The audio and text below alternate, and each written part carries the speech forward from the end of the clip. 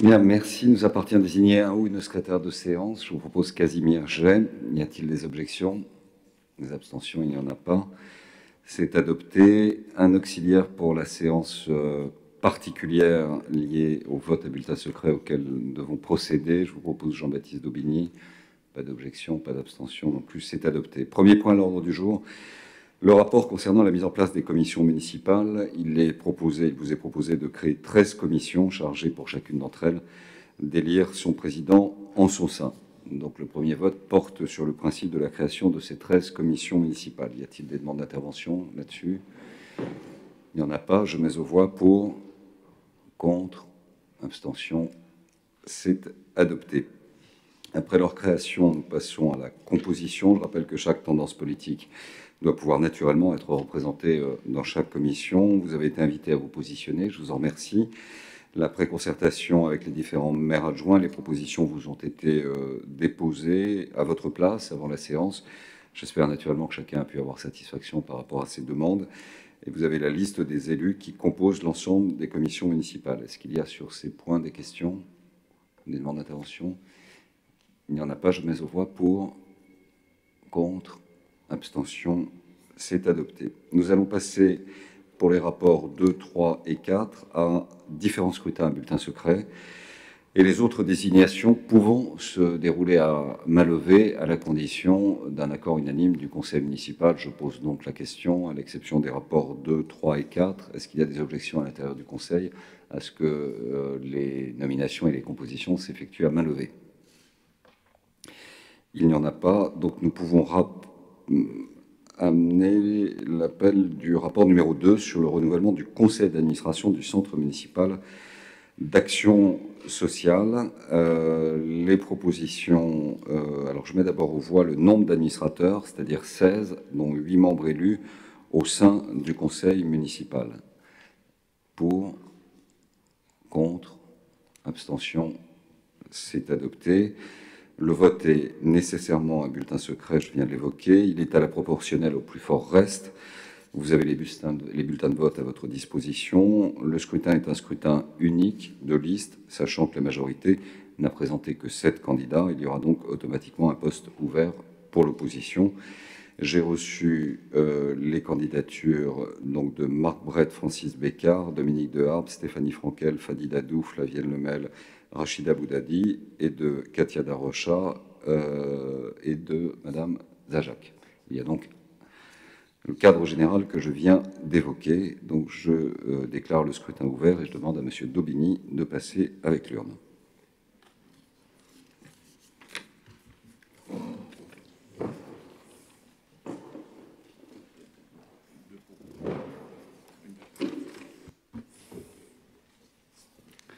Est-ce que j'ai...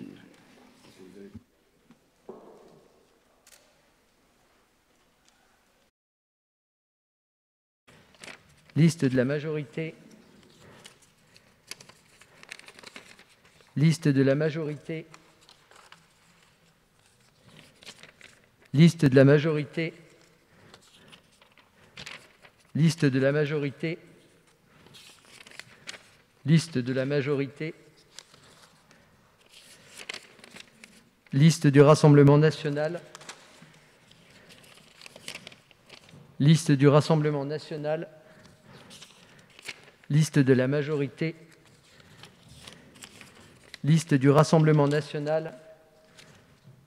Liste de la majorité. Liste de la majorité. Liste de la majorité. Liste de la majorité. Liste de la majorité. Liste de la majorité. Liste de la majorité. Liste de la majorité. Liste de la majorité. Liste de la majorité. Liste de la majorité. Liste de la majorité. Liste de la majorité. Liste de la majorité. Liste de la majorité. Liste de la majorité. Liste de la majorité. liste de la majorité, liste du groupe de gauche, liste du groupe de gauche, liste de la majorité, liste de la majorité, liste de la majorité, liste de la majorité et liste de la majorité.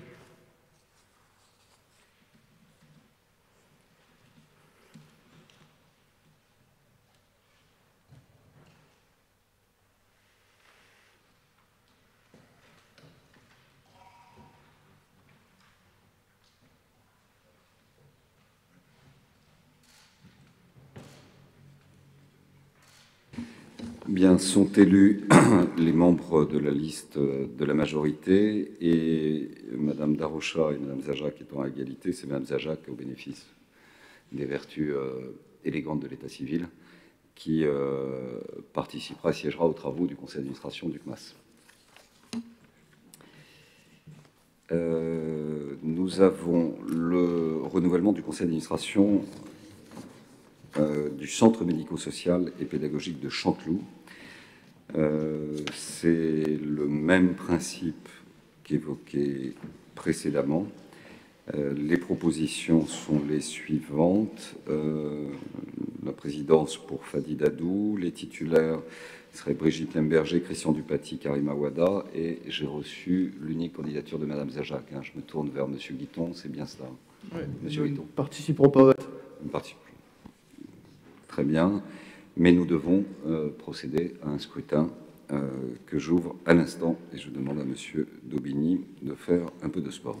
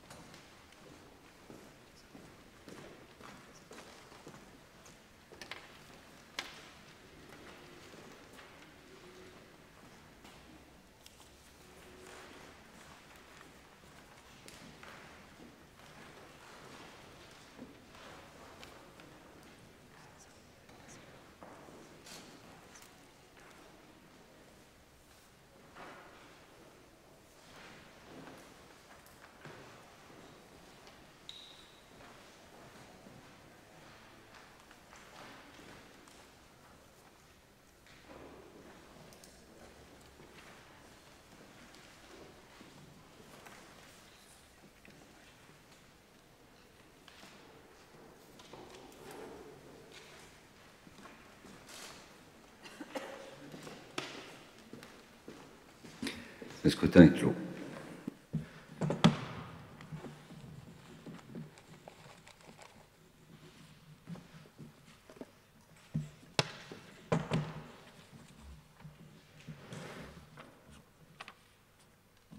Donc c'est la liste unique qui a été donnée, président Fadi Dadou et liste de la majorité. La même liste. la même liste, la même liste, même liste, même liste, même liste. C'est celle juste que vous avez sur les écrans, donc qui comporte les membres de la majorité et Madame Zajac, seule candidate de l'opposition. Même liste, même liste, même liste,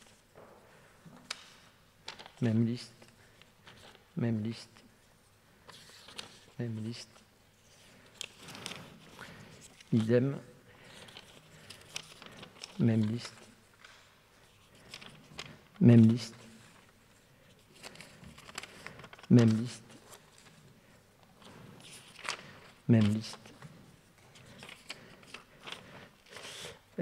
A été rayé le nom de Madame Zajac, dès lors que c'est un scrutin uninominal, il moyen de retirer un suffrage pour Madame Zajac. Même liste, même liste, même liste, même liste, même liste, même liste, même liste, même liste, même liste, même liste, même liste, même liste, même liste, même liste, même liste, même liste, même liste. Un bulletin où le nom de Madame Zajac est également rayé, qui est un suffrage. Même liste, même liste, même liste, même liste, même liste, même liste, même liste et même liste.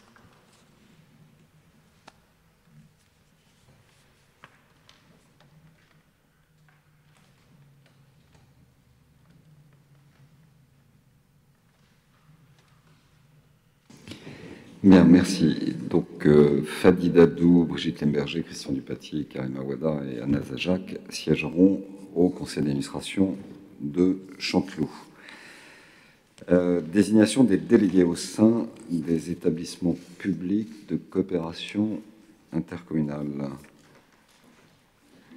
Donc, la ville de Troyes adhère à 2 syndicats mixtes. Je fais d'abord procéder à l'élection de 10 délégués titulaires et 10 suppléants pour le syndicat départemental d'énergie de l'Aube. Et vous avez sur table la liste des propositions qui, je crois, donne satisfaction là aussi à tous les groupes d'opposition par rapport aux demandes qui avaient été formulées. Le scrutin est ouvert.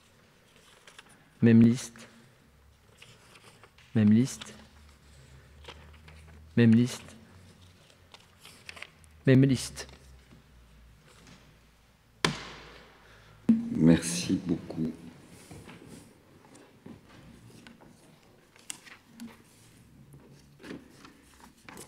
Donc Isabelle Liot-Couronne et Jean-Charles Maras représenteront la ville au comité syndical de l'Amoura.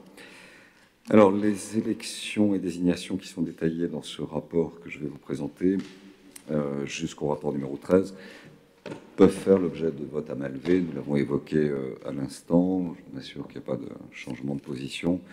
Donc, je propose d'aller rapidement sur l'ensemble de ces votes avant de passer au dossier technique. Alors, il y a d'abord la désignation des membres de la commission d'appel d'offres, soit 5 membres titulaires et 5 suppléants. Nous avons reçu 3 listes, une proposant 4 titulaires et 4 suppléants pour la majorité, une autre déposée par M. Blanchon comprenant un titulaire et un suppléant, et une troisième déposée par M. Guiton comprenant un titulaire et un suppléant. Donc, procédons à un vote à main levée. Je mets aux voix la liste de la majorité. Pour, contre, abstention, c'est adopté. Je mets aux voix la liste déposée par M. Blanchon. 3. Je mets aux voix la liste déposée par M. Guiton. 3. C'est donc le même principe qui préside avec une qualité de Madame Zajac. Le rapport numéro 6 est une déclinaison de la commission d'appel d'offres. Et M. Arbonnin pour suppléant, pardonnez-moi. Donc, oui, je vais oublier de souligner aussi l'état civil, M. Arbonnin étant un peu plus avancé au compteur que M. Blanchon, qui ne saurait le rattraper. C'est donc M. Arbonnin qui sera le suppléant au sein de la commission d'appel d'offres. Pour la commission des concessions, c'est une forme de parallélisme des formes.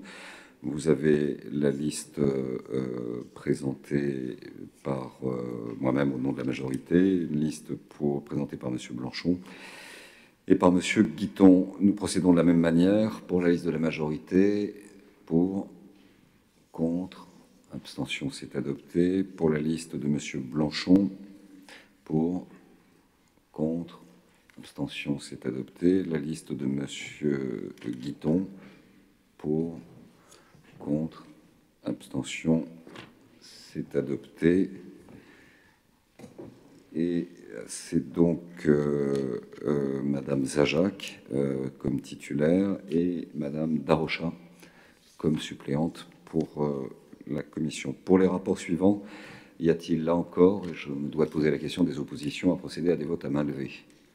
Il n'y en a pas.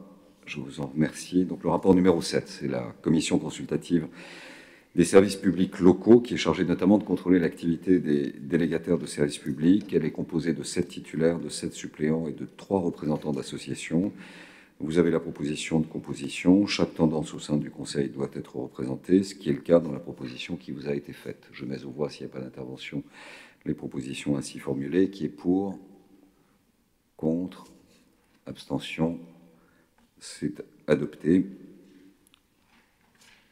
Le rapport numéro 8 porte sur l'indemnisation d'un représentant du conseil municipal, en plus du maire qui est membre de droit au conseil de surveillance du centre hospitalier. Je vous propose Fadi Dadou, ex-qualité maire adjoint en charge de la santé.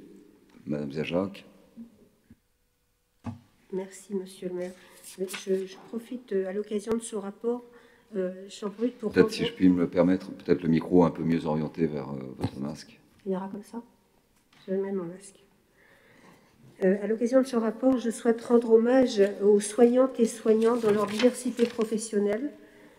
Tous ces premiers de corvée en première ligne face au Covid ont été les piliers du système de santé mis à mal depuis de nombreuses années. Le défi face au coronavirus n'a été relevé qu'au prix du dévouement des personnels aux frontières du sacrifice. On le sait tous.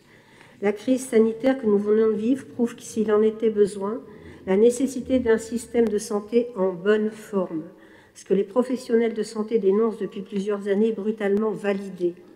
Pas assez de lits, pas assez d'emplois, pas assez de financement dans les hôpitaux. Les héros en blouse blanche, comme on les a appelés, pour lesquels s'est exprimé un énorme élan de solidarité, refusent le retour à la normale. Ils n'ont pas oublier comment ils ont dû affronter la plus grave crise sanitaire depuis un siècle, totalement désarmés, sans protection ni moyens, au péril de leur vie. Mardi dernier, les blouses blanches ont exprimé leur colère noire dans de nombreuses villes. Le grand déconfinement de la colère sociale, ils étaient des milliers dans le pays, des centaines à Troyes, pour exiger des moyens pour l'hôpital et une meilleure reconnaissance des personnels. Pourtant, celles et ceux qui ont été applaudis chaque soir ont été gazés, durement réprimés, alors que les annonces de fermeture de lits d'emploi se poursuivent. Monsieur le maire, vous présidez le conseil de surveillance de l'hôpital de Troyes, qui se prononce sur la stratégie et exerce le contrôle permanent de la gestion de l'établissement.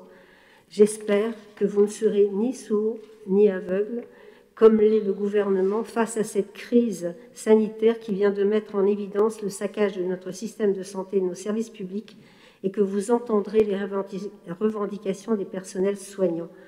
La santé n'est pas une marchandise, la santé est un bien public. Je vous remercie.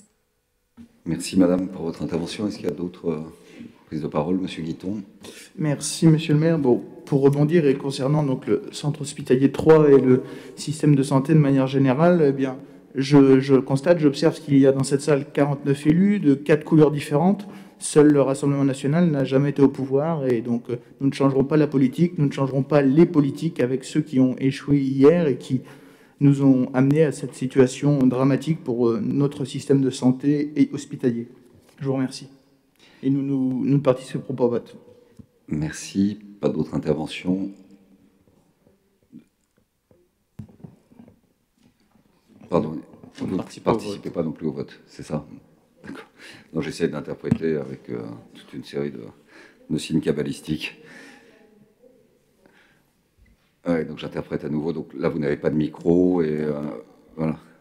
Le masque et pas de micro, excusez-moi. C'est un handicap pour vous comme pour, voilà. Comme pour moi. Et non, 2 mots sur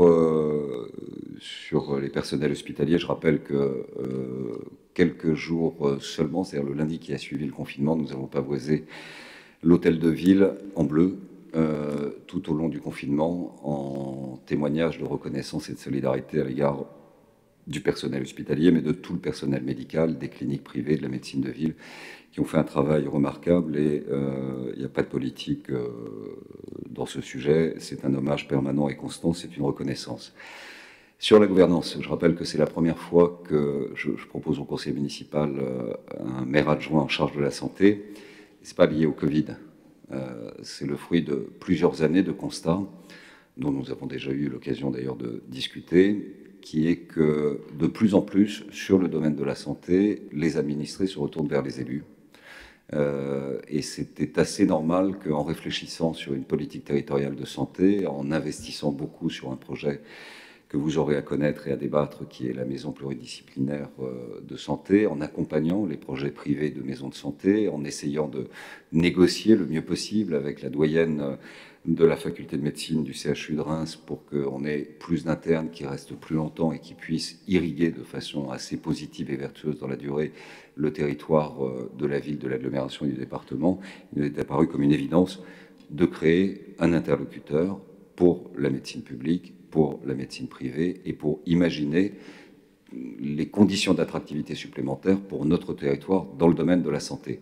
La gouvernance que vous avez évoquée, vous le savez aussi parfaitement, est une gouvernance qui fait l'objet de nombreuses critiques, et je ne suis pas le dernier comme président des maires de France à le formuler, puisque ça fait de nombreuses années que nous portons avec les départements et les régions, mais singulièrement avec l'Association des maires de France, des revendications sur un transfert de compétences de la part de l'État dans le domaine de la santé, aux collectivités locales et singulièrement aux maires. Le maire, je l'ai dit, il est plutôt sur la cheminée avec très peu de pouvoir. Je le regrette et je demande depuis de nombreuses années une modification de la gouvernance, que le conseil de gouvernance redevienne un conseil d'administration, que le poids des élus à l'intérieur de cette structure fixe un cadre, pas de surveillance, mais de cap à proposer en termes de direction à suivre pour un établissement, que nous ayons, nous, les collectivités locales, la possibilité d'investir aux côtés de l'établissement hospitalier, que l'État assume sa charge de la responsabilité de l'accumulation des dettes, et c'est pour ça que s'être arrêté à mi-chemin sur la prise en charge de la dette hospitalière était également une erreur, donc je vous rejoins sur le constat partagé, et que le cadre général de l'élan et de l'objectif doit rapprocher le plus possible, au fond, un bassin de vie dans un bassin de protection en domaine de la santé et qui rapproche le public, le privé et évidemment toutes les professions libérales qui travaillent en amont, en aval de l'accompagnement du dispositif médical de protection de nos administrés. C'est autour de cela qu'il faut travailler. On a des propositions qui sont sur la table et je souhaite pour ma part que nous avancions, mais là, la balle, elle est du côté de l'État. C'est lui qui acceptera ou pas, ce qui est une grande ambition en matière de décentralisation et qui sera d'une grande utilité à la lumière de ce que nous venons tous de traverser, mais à la lumière des besoins qui sont naissants depuis de nombreuses années dans tous les territoires. Et qui n'est pas accolé à une faculté de médecine n'échappe pas à ce besoin souligné de plus de liberté et donc aussi de plus d'efficacité aux côtés de nos soignants et au service des patients. Pour autant, il nous faut voter. Donc je me rappelle que donc la proposition est autour de Fadi Dadou, donc qui est pour, contre, abstention, non prise de participation au vote pour le Front National et la gauche. Le rapport numéro 9, c'est la composition du conseil d'administration de la Maison du Boulanger et la confirmation du directeur actuel qui est M. Emmanuel Saint-Marc. Vous avez les propositions, je vous fais grâce de la lecture. Je pense normalement que tout le monde a été satisfait dans les propositions. Il y avait beaucoup de demandes, c'est normal. C'est un outil précieux, utile, efficace et vraiment intéressant. Donc je mets aux voix la liste pour, contre, abstention, c'est adopté. Le rapport numéro 10, avec diverses désignations au sein des sociétés d'économie mixte et des sociétés publiques locales. S'agissant de la SEM Énergie, pour laquelle il convient d'élire 4 membres au sein du conseil d'administration, dont un représentant à l'Assemblée générale, qui serait Bruno Baudou, qui cumulerait donc le CA et l'AG, en plus de Dominique Deharme, Frédéric Serra et Hervé Somsois. Donc je mets aux voix pour, contre, abstention, c'est adopté. La SPL XDMAT, une personne, propose Francis Bécard, pour, contre, abstention, c'est adopté. Pour 3 parcs auto, enfin, il faut désigner 7 titulaires au conseil d'administration, dont un siégera également à l'Assemblée générale, en l'occurrence Dominique Boisseau. Flavienne Lemel, Dominique Boisseau, Nicolas Honoré, Jean-Charles Marin, Ombline Lequien, David Blanchon et Katia Darocha. Je mets aux voix pour, contre, abstention, c'est adopté. Le rapport numéro 11 concerne des structures internes et à ce titre, le nombre des membres ont pu évoluer pour tenir compte d'une part des candidatures reçues et permettre la plus large représentativité des sensibilités de notre conseil municipal. C'est la raison pour laquelle je vous propose par voie d'amendement de passer de 6 à 10 le nombre de membres du comité d'éthique du système de vidéoprotection. Qui est pour, contre, abstention, c'est adopté à l'unanimité. Je mets maintenant aux voix la liste proposée qui permet d'intégrer tout le monde, toutes les sensibilités. Pour, contre, abstention, c'est adopté. S'agissant de la commission de concertation des Halles, il convient d'élire 4 membres en plus de Nicolas Honoré, qui est membre de droit au titre de sa délégation. Nous avons plus de candidatures que de postes ouverts, donc je vais donc procéder au vote. Vous avez la liste de la majorité, celle de Madame Darocha, et la candidature de Madame Darocha et la candidature de Monsieur Blanchon. Donc je mets aux voix la liste de la majorité composée de 3 membres. Pour, contre, abstention, c'est adopté. Je mets aux voix la liste de la candidature de Madame Katia Darocha.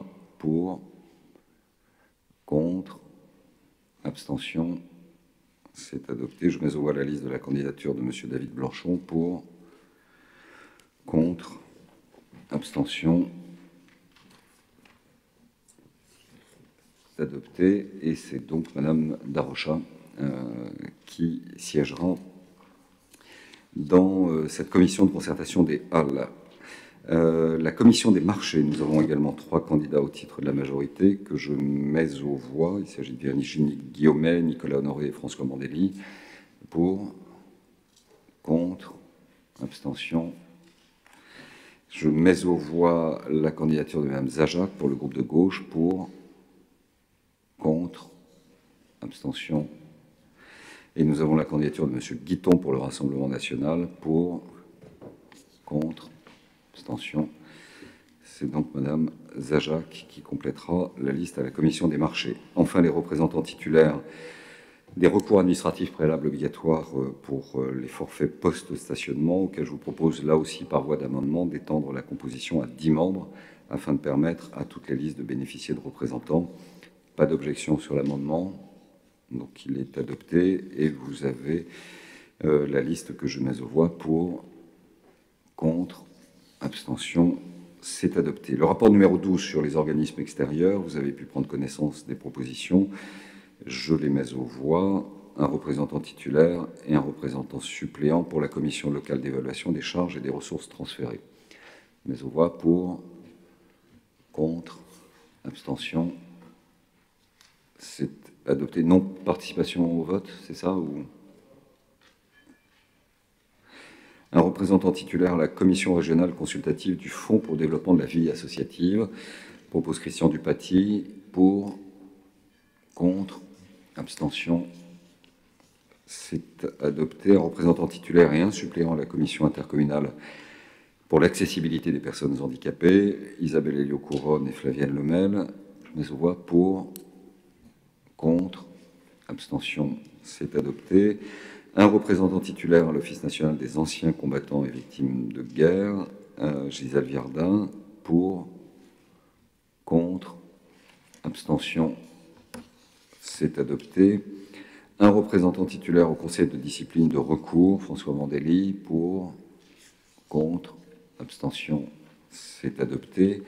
Un représentant titulaire au Comité national d'action sociale, Anne-Marie Royer, pour, contre, abstention, c'est adopté. 4 représentants en plus du maire qui est membre de droit à la commission locale des sites patrimoniaux remarquables. Et je rajoute par voie d'amendement 4 suppléants, si vous en êtes d'accord. Nous en avons discuté. Je mets aux voix pour, contre, abstention, c'est adopté. Un représentant titulaire au Conseil pour les droits et devoirs des familles, Stéphanie Frankel, pour, contre, abstention, c'est adopté. 2 représentants titulaires et 2 suppléants au centre de gestion, pour, contre, abstention, c'est adopté. 4 représentants titulaires au comité technique de l'association Régie de nos quartiers, pour, contre, abstention, c'est adopté. 1 représentant titulaire et 1 représentant suppléant à l'association des communes forestières, pour, contre, abstention, c'est adopté. Et il nous reste les propositions à faire au comptable public pour la commission communale des impôts directs. Vous avez la proposition. Donc je mets aux voix pour, contre, abstention, c'est adopté. La proposition à transmettre à la communauté d'agglomération de Troyes-Champagne Métropole pour la commission intercommunale des impôts directs. Je mets aux voix pour, contre, abstention, c'est adopté. Et après toutes ces désignations, ce dont je vous remercie, je passe la parole à Isabelle Héliot-Couronne pour le rapport numéro 14. Et il s'agit d'une subvention d'équipement au SDEA. Merci, Monsieur le maire. Il vous est proposé d'approuver la subvention d'équipement de 483 424 € à attribuer au SDEA pour les travaux réalisés en sa qualité de maître d'ouvrage en matière d'éclairage public. Merci Isabelle. Y a-t-il des questions? Il n'y en a pas. Je mets aux voix pour, contre, abstention. C'est adopté. Bruno Baudou, pour des demandes de financement, d'actualisation du plan de financement et l'approbation de conventions avec des partenaires. Merci, Monsieur le maire. Ce rapport se décompose en 3 parties.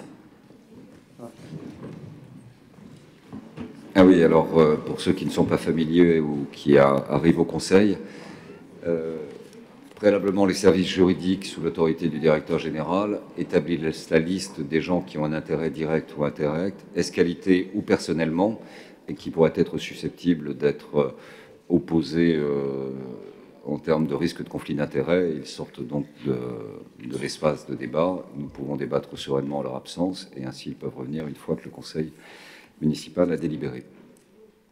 Pardon, Bruno. Merci.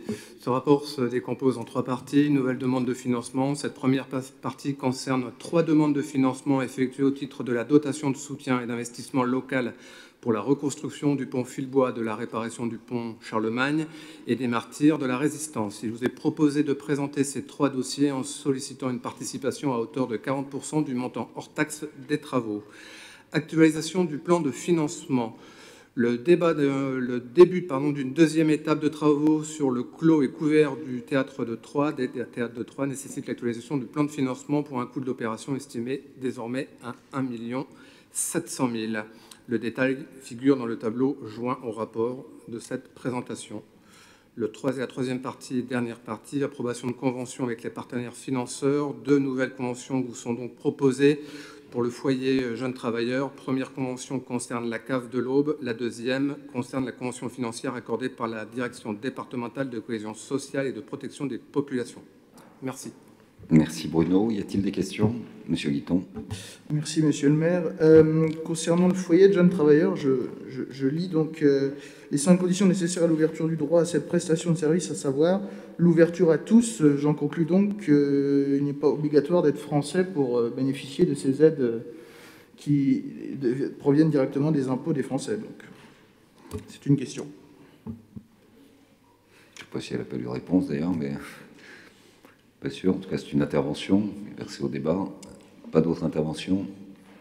Bien, je mets aux voix. Oui, Mme Zajac. Moi, je voulais vous demander, au-delà de... On doit accueillir tous les jeunes, et il y a des critères qui sont établis. Ça, c'est une chose pour les recevoir. Mais j'étais intervenue lors du précédent mandat sur justement ce foyer de jeunes travailleurs où c'est la ville de Troyes qui supporte beaucoup, alors qu'on reçoit des gens venant de partout. Et qu'il devait y avoir un examen, enfin tout au moins de voir avec les autres collectivités une possibilité de participer. Donc je pense qu'on y travaille, mais qu'on n'a pas abouti encore sur ce point. Non, on n'a pas encore abouti, mais ça fera partie évidemment des premières discussions qu'on aura, notamment avec les instances départementales, à raison de leurs compétences sociales, mais pas uniquement. Et d'ailleurs, dans le rapport qui vous est proposé, il y a des conventions d'approche de partenariat financier qui justifient la poursuite de ces discussions, mais on n'a pas encore de réponse satisfaisante. Pas d'autres interventions, donc je mets aux voix pour, contre, abstention. C'est adopté. Stéphanie Frankel, pour le règlement de fonctionnement des accueils de loisirs. Merci, Monsieur le maire. Mes chers collègues, ce rapport est une proposition qui offre aux nombreux parents troyens une souplesse dans l'inscription de leurs enfants aux accueils de loisirs. Ils pourront dès à présent les inscrire à la journée. Il vous est également proposé de réduire les délais d'inscription ainsi qu'une dématérialisation complète du dossier d'inscription via le portail famille. Merci. Merci Stéphanie. Y a-t-il des questions? Il y en a. Oui, madame. Alors, Jamila Azam pour le groupe de gauche. À la lecture de l'ordre du jour du Conseil municipal d'installation des commissions, notre attention s'est entre autres portée sur le point numéro 16 que ma chère collègue conseillère municipale vient d'aborder sur le règlement de fonctionnement des accueils de loisirs. Nous accueillons très favorablement la possibilité offerte aux familles troyennes d'une inscription à la journée. Nous nous réjouissons de cette nouvelle disposition déjà à l'œuvre dans des communes limitrophes. Monsieur le maire, vous n'êtes pas sans ignorer notre questionnement sur la tarification des services publics à Troyes. Pour l'heure, nous souhaitons nous attarder sur le contexte actuel. Si l'heure était aux félicitations lors du conseil municipal d'installation, que nous réitérons, nous lançons ce jour l'appel du besoin impérieux du traitement social post-crise sanitaire sur les plans économiques, associatifs, éducatifs notamment. Le virus est venu se superposer à la carte des inégalités. La géographie sociale troyenne est à considérer avec attention. Nous ne pourrons construire l'avenir avec les solutions du passé. Le quotidien d'information 20 minutes relaie le 30 avril vos propositions pour faire face à la crise du coronavirus. Je me permets, monsieur le maire, de vous citer. Pour relancer le pays et voter les textes à venir sur le plan social, il faudra trouver un consensus sur le plan social en essayant d'aboutir à une grande conférence sociale sur le modèle de ce qu'on a connu après 1968. Monsieur le maire, nous y souscrivons. Qu'en est-il pour Troyes? Quels obstacles persisteraient à la suggestion d'une tarification facilitatrice pour la période estivale qui prendrait en considération la réalité fragilisée de nombreuses familles troyennes? Le traitement social post-Covid, comme je l'ai rappelé tout à l'heure, sur les plans économiques, éducatifs, associatifs, devra se poursuivre. Nous y veillerons ensemble. Merci. Merci beaucoup. Madame Zajac. Merci, monsieur le maire. Donc, pour compléter les propos de ma collègue Jamila, nous avions eu des informations sur la fréquentation des centres de loisirs pour l'année 2019, je crois, sur l'ensemble. Ce qui serait intéressant, c'est de voir cette fréquentation, mais quelles sont les questions familiales de chaque famille qui participent. Est-ce que ce sont les plus petits quotients? Est-ce que ce sont les plus grands? Je pense qu'il est possible d'avoir ces informations. Ça permettrait de regarder vraiment quels sont les besoins et est-ce qu'on y répond réellement par rapport aux tarifs appliqués. Parce que moi, j'ai vu des familles là, qui allaient, me disent je ne peux pas, c'est trop cher. Donc, j'espère qu'on pourra travailler sur ces questions-là et avoir les informations pour mieux y travailler. Je vous remercie. Bien, pas d'autres questions. Je vais laisser le soin à Stéphanie d'apporter les réponses. Merci, monsieur le maire. Madame Zajac, vous me faites l'honneur d'être dans ma commission encore sur ce mandat. Donc, merci déjà pour votre confiance. À chaque fois, je crois qu'on a fait... On a pu débattre et essayer de trouver les meilleures solutions. Tout est envisageable. On travaillera sur chaque question ensemble, sur le foyer de jeunes travailleurs comme sur les accueils de loisirs. Je viens de les intégrer donc, à la délégation qui m'a été confiée. Donc voilà, on répondra et on vous fournira toutes les demandes nécessaires pour répondre... également à madame.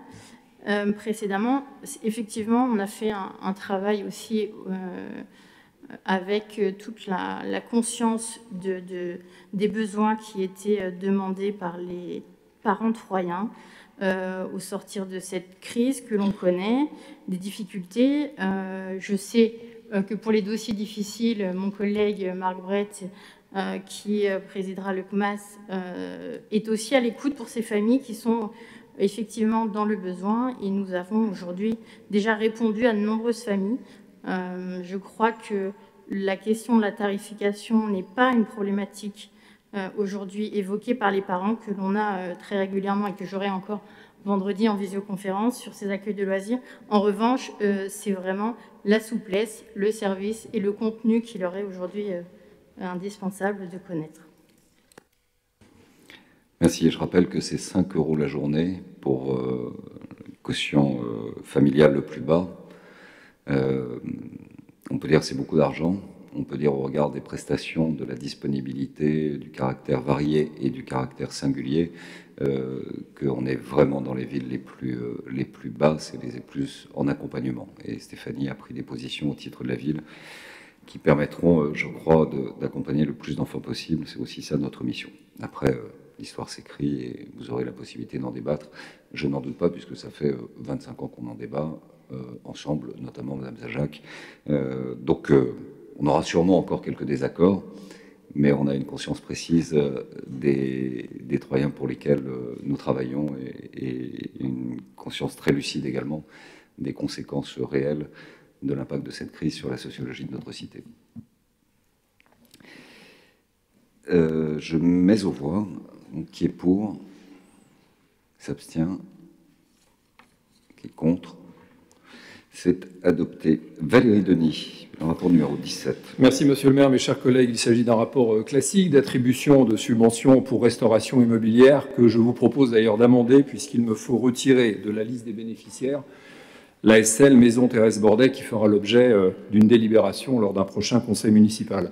Je voudrais profiter de cette occasion pour souligner le fait que la direction de l'urbanisme, durant toute la période de confinement, a continué à être opérationnelle, ce qui n'a pas été observé partout dans toutes les villes de notre pays. Cet engagement de nos agents nous permet aujourd'hui d'accompagner la reprise économique en évitant d'inutiles retards dans l'instruction des dossiers.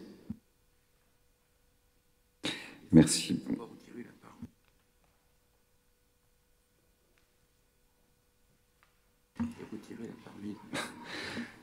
Enfin, comme vous l'avez constaté, Yves Minck me susurre des choses à l'oreille, celle qui marche le moins bien.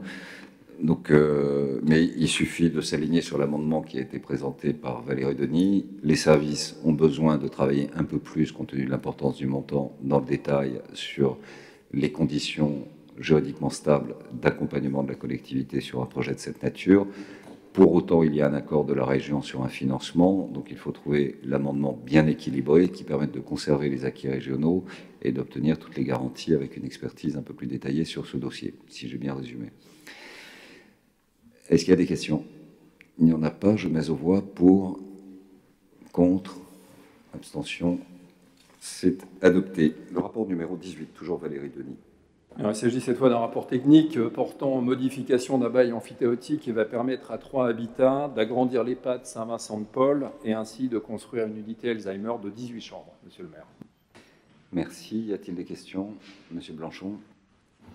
Oui, monsieur le maire, mes chers collègues, je me permets, même si c'est un dossier technique, comme on parle d'EHPAD, de rebondir en fait sur une question qui nous avait été posée lors du confinement, par des personnels d'un EHPAD qui nous avait donc interpellés sur les moyens de transport pour ces personnels. En effet, cette demande pendant le confinement consistait à mettre en place des moyens de transport pour les personnels de cet établissement qui commencent tôt le matin et quittent tard le soir, alors qu'ils n'avaient pas de transport public et que ces personnes n'avaient pas de voiture. Donc la mairie nous avait répondu qu'un inventaire des besoins de déplacement allait être effectué. Je crois que ça n'a pas pu se faire malheureusement. Mais simplement, c'est pour rejoindre un peu ce qu'on disait tout à l'heure, souligner tout d'abord le travail de ces personnels, notamment aussi en EHPAD, lors de ce confinement, et d'être attentif à ces besoins, même post-confinement, à ces salariés qui sont, on doit le dire, très peu payés et qui ont une vraie valeur d'intérêt général et de plus-value pour notre société, et d'autant plus que par rapport à ces besoins, une réponse locale peut faciliter les conditions de travail de ceux-ci. Je vous remercie. Merci beaucoup. Valérie ? Oui, ce service a été proposé au personnel, mais peu de demandes en fait ont été effectuées. Donc il n'a effectivement pas été mis en œuvre, non pas par manque de volonté, mais par absence de candidats, si je puis dire. Je mets aux voix pour, contre, abstention. C'est adopté. Bruno Baudou, le rapport numéro 19. Merci, monsieur le maire. Il vous est proposé d'approuver la conclusion de 6 avenants. Premier avenant au lot numéro 1 et 2 du marché d'exploitation des installations thermiques des bâtiments communaux, sans incidence financière avec l'intégration de nouvelles prestations. Un deuxième avenant sur le lot 1 et 3 au marché de vérification périodique des bâtiments de la ville de Troyes, du CMAS de Troyes et de la Maison du Boulanger, venant corriger une erreur de plume, notamment sur le prix unitaire supplémentaire. Avenant numéro 1 au lot 1 téléphonie fixe du marché des services télécommunications sans incidence financière.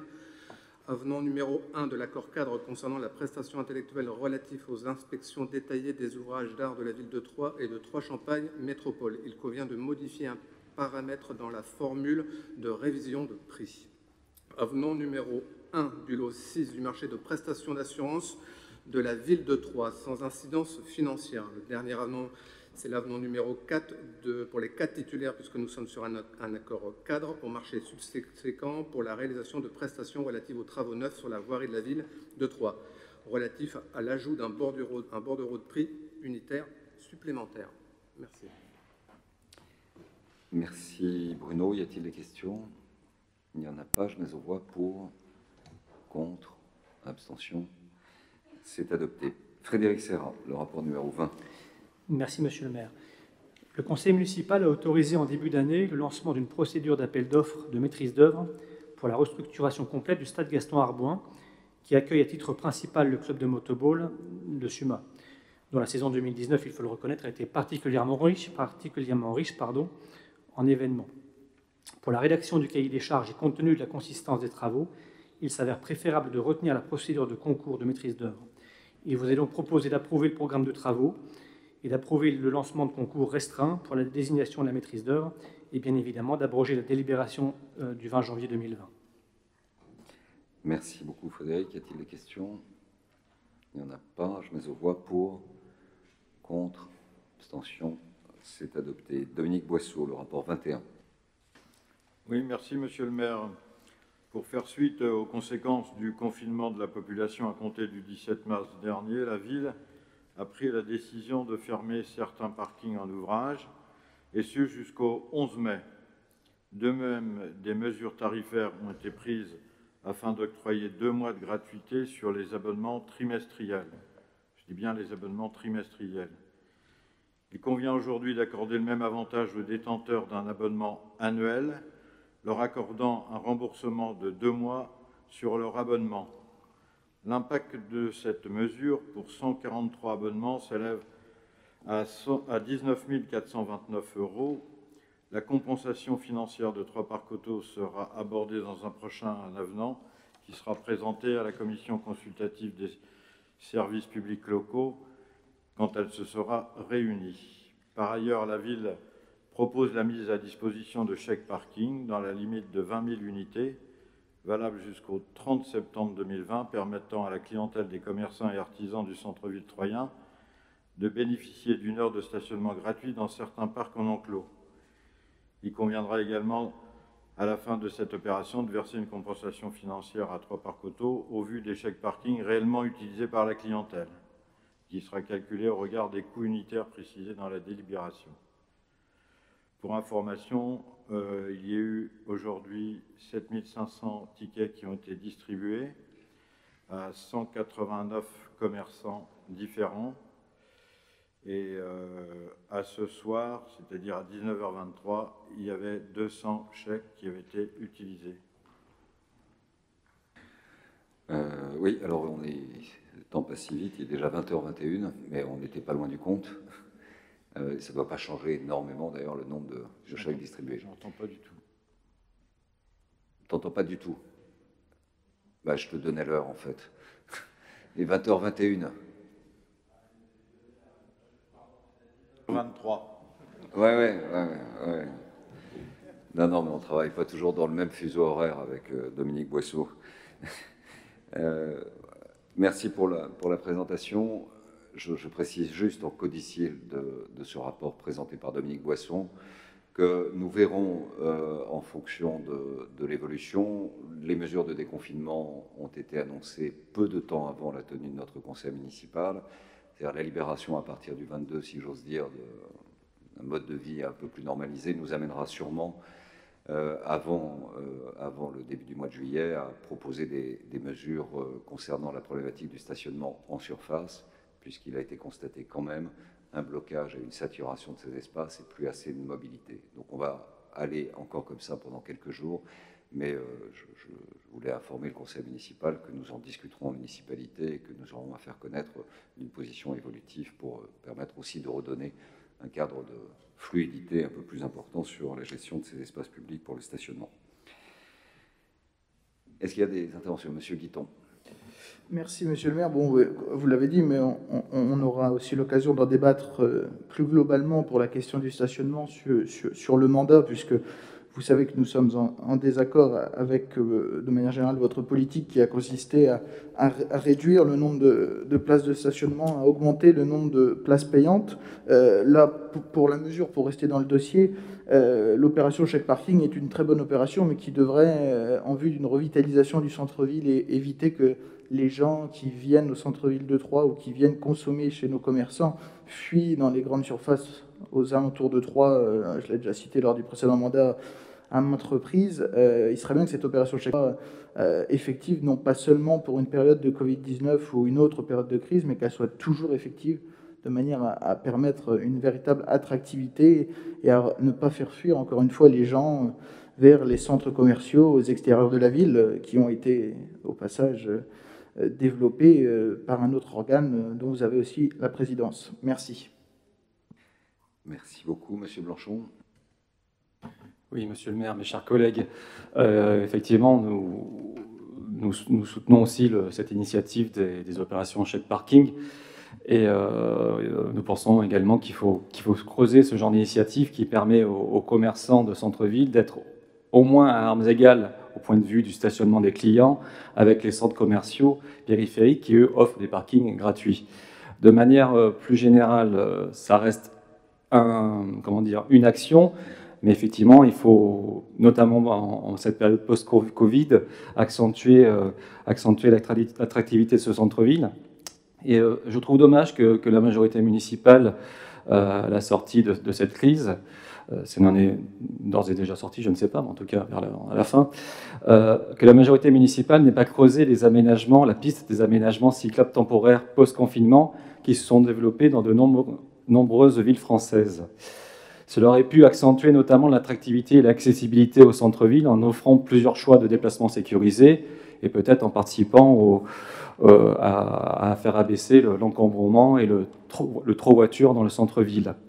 C'est un débat que l'on poursuivra au sein de ce mandat, mais il me semble qu'il faut faciliter la cohabitation des voitures et des cyclistes dans notre espace urbain, sans nécessairement opposer systématiquement voitures et cyclistes et piétons, mais créer les conditions pour que chaque modalité de transport puisse être choisie librement et en étant totalement sécurisée. Je vous remercie. Merci beaucoup. Pas d'autres interventions.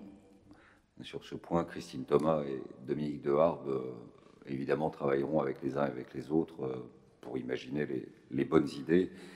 Je me réjouis au contraire de ne pas avoir mis en place des mesures provisoires qui, dans la plupart des villes, ont été effacées juste à la sortie du confinement, puisque le conflit existait entre les habitudes reprises.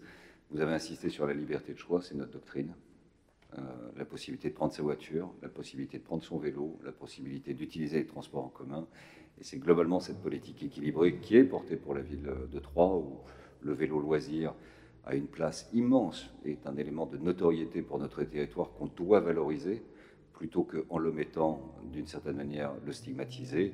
Et il y a des progrès à faire sur l'utilisation, comme dans toutes les villes, du vélo comme élément de mobilité. Mais la doctrine de la ville, ce sera la liberté de choix. Et ce ne sera certainement pas d'opposer les uns aux autres. Mais genre, ça, je veux vous dire, j'ai aucun regret sur le fait de ne pas écouter certains qui portaient une voix presque nationale pour la décliner dans toutes les villes, comme si dans toutes les villes on vivait de la même manière. On ne vit pas à Paris comme on vit à Troyes, et Troyes ne sera jamais Paris, et on ne fera pas la politique de Paris, ça je vous le dis tout de suite. Et quand je vois les autres villes, Marseille, Cannes et quelques autres, qui avaient pris des mesures de cette nature et qui ont fait machine arrière, parce qu'après ça a été la confrontation très rapide et très vite, et d'ailleurs dangereuse.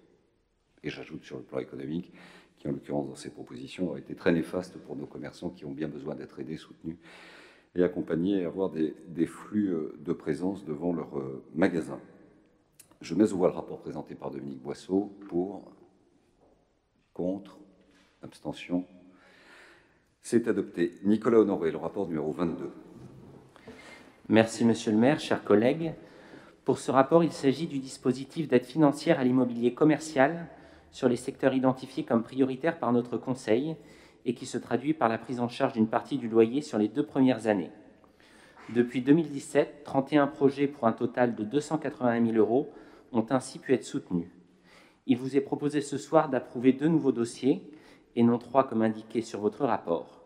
Le premier avec la création d'un restaurant sous l'enseigne Mon Oncle Brézé, place Jean Jaurès. Le second pour de la vente de prêt-à-porter sous l'enseigne Icône, 16 rue Juvénal des Ursins. Cela représente pour chacun d'eux une subvention de 9 600 €. Merci beaucoup. Nicolas, y a-t-il des questions? Il n'y en a pas. Je mets aux voix pour, contre, abstention. C'est adopté. Isabelle Hille-Couronne, le rapport numéro 23. Merci, Monsieur le maire. Il s'agit d'indemnisation de tiers. Le premier point concerne l'indemnisation par la ville de 3 agents de la police municipale victimes d'outrage et de violences volontaires de la part d'un individu jugé coupable des faits tant au pénal qu'au civil. La ville sera subrogée dans les droits des victimes afin de recouvrer les sommes dues. Le second point concerne le dédommagement d'une propriétaire d'un mur végétalisé élagué par erreur lors de l'édition 2019 de l'opération Coup de propre. Les 3e et 4e points concernent des remboursements de paiement de parking indûment réglés suite à une présentation de mauvais tickets par erreur. Et les points 5 à 8 concernent les remboursements dans le cadre d'exonération du FPS acceptés lors de la commission des rapports. Il vous est donc proposé d'approuver les indemnisations telles que présentées dans ce rapport. Merci beaucoup Isabelle. Y a-t-il des questions? Il n'y en a pas, je mets aux voix pour, contre, abstention, c'est adopté. Le rapport numéro 24, il s'agit du droit à la formation des élus municipaux et du remboursement des frais de garde. Ce droit à la formation, c'est un droit et qui s'exerce avec des crédits obligatoires qui sont consacrés chaque année. Je ne peux que, notamment, je dirais, pour les nouveaux entrants qui ne sont pas encore familiarisés pleinement ni au droit public, au droit administratif, au cadre général du fonctionnement d'une collectivité locale, de s'appuyer sur ces droits, qui sont des droits démocratiques très précieux et qui vous permettront, je le pense, beaucoup plus rapidement et avec beaucoup plus de plaisir, de vous approprier des matières qui sont souvent techniques et pour lesquelles, si on n'est pas accompagné, nécessitent probablement beaucoup plus de mois de préparation et presque, je dirais, de bachotage, car il y a une très grande technicité dans les sujets que nous avons à manier et c'est vraiment un point sur lequel je pense qu'il faut que vous regardiez avec intérêt. En plus, il y a des formations de grande qualité et même d'excellence. Et des remboursements de frais de garde des personnes à charge pour les élus. Et là, ce sont les conditions et les modalités de remboursement des frais de garde des personnes à charge engendrées par la participation à des réunions. Y a-t-il des questions sur ce point? Il n'y en a pas. Je mets aux voix pour, contre, abstention. C'est adopté. Pour le personnel municipal, il y a eu une actualisation du tableau des effectifs avec un ajustement de plus 0,20% en équivalent temps plein entre les créations et les suppressions. Il y a la rémunération de personnes chargées de la mise sous pli dans le cadre de la propagande électorale pour le scrutin du 15 mars. Il y a en troisième lieu la mise à jour de la liste des emplois pour lesquels un logement peut être attribué et des logements afférents à ces emplois. Vous en avez la liste, je vous fais grâce de la lecture. Et puis la rémunération des assistantes maternelles avec des nouvelles modalités de revalorisation de cette rémunération. Y a-t-il des questions? Il n'y en a pas. Je mets aux voix pour, contre, abstention. C'est adopté. Enfin, un dernier rapport qui n'appelle pas de vote. Vous avez été destinataire du compte-rendu des décisions et des marchés publics passés en procédure adaptée. Je n'ai pas pour ma part de commentaires. Est-ce qu'il y a des questions? Monsieur Blanchon. Oui, monsieur le maire, simplement une remarque qui n'a, si vous le permettez, rien à voir avec le dossier. On me signale simplement qu'il y a des gros problèmes techniques pour pouvoir suivre le live Facebook du conseil municipal. Et apparemment, j'ai reçu des messages en me disant qu'il a été quasiment impossible d'assister publiquement, enfin, par le biais de Facebook, à ce conseil municipal. Voilà, juste pour vous signaler ce problème, qu'on puisse régulariser ça pour l'avenir. Je vous remercie. On regardera ça. Le souhait qu'on formule, c'est que le public puisse venir assister à nos séances quand il le souhaite et quand il le désire dans les meilleurs délais. Merci beaucoup. Je vous souhaite une excellente soirée, un bon retour chez vous et la séance est levée.